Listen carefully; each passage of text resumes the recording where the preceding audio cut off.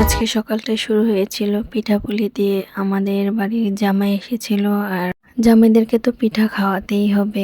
এবার শাশুড়ি আম্মু একটু অন্যভাবে ভাপা পিঠা বানিয়েছিল। তো কিভাবে বানিয়েছিল সেটাই আপনাদের সাথে শেয়ার করব। তো আমাদের পাড়ার মধ্যে সভা ছিল, সেই উপলক্ষে আমার বড় ননদ আর তার জামাই এসেছিল। যেহেতু জামাই আসছে সেজন্য আম্মু কিছু পিঠা বানিয়েছিল। বাসার মধ্যে চিতই পিঠা বানালে অনেক সময় দেখা যায় যে ভালো হয় না, সেজন্য আম্মু প্রতিবারই পিঠা কিনে এনে তারপরে ভিজায়। তো আমরা সভা থেকে আসার সময় যার কাছে পিঠা অর্ডার দেওয়া হয়েছিল সেখান থেকে নিয়ে আসি।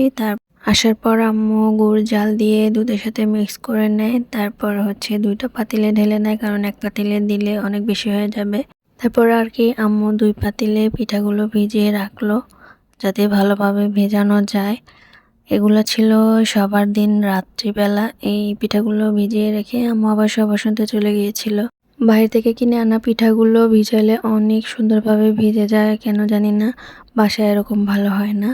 তো সকালবেলা ঘুম থেকে ওঠার পরে আম্মু হচ্ছে ভাপা পিঠাটা বানাবে, সেটার জন্য এখানে খেজুর, কিশমিশ, কাজু বাদাম, তারপরে কাঠবাদাম নিয়েছিল।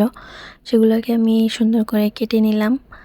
আম্মু ভিডিওতে এভাবে ভাপা পিঠা বানানো দেখেছিল, তো উনি বানিয়েছে, চেষ্টা করেছে, মাশাআল্লাহ অনেক ভালো হয়েছে আর খেতেও মজা হয়েছিল।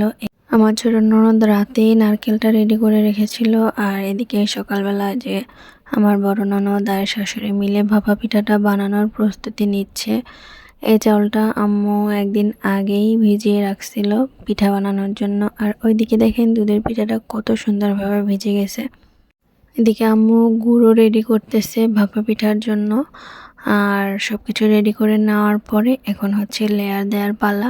প্রথমে উনি চাউলের গুঁড়া দিয়ে দিল, যতটুকু লাগবে ততটুকু দেওয়ার পরে এখানে হচ্ছে তারপরে যে খেজুর, কিশমিশ, তারপরে বাদামগুলো রাখা হয়েছিল আর নারকেল, এগুলা একে একে দিয়ে দিল।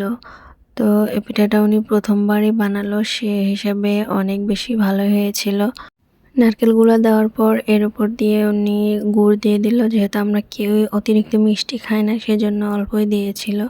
তো তারপর আবার চাউলের গুঁড়া দিয়ে ঢেকে দিল। এরপর সেকেন্ড লেয়ার দেওয়ার পালা। সেকেন্ড লেয়ারও একইভাবে তিনি সব কিছু দিয়ে তারপর আবার চাউলের গুঁড়া দিয়ে দিল।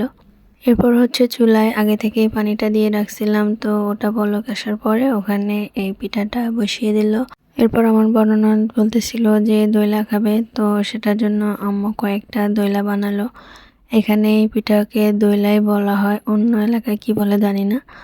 আরেকদিকে ভাপা পিঠাটাও প্রায় হয়ে আসছে, প্রায় হয়তো বা 15 মিনিটের মতো বা 10 মিনিটের মতো সিদ্ধ করেছিল। তারপরে নামিয়ে নিল।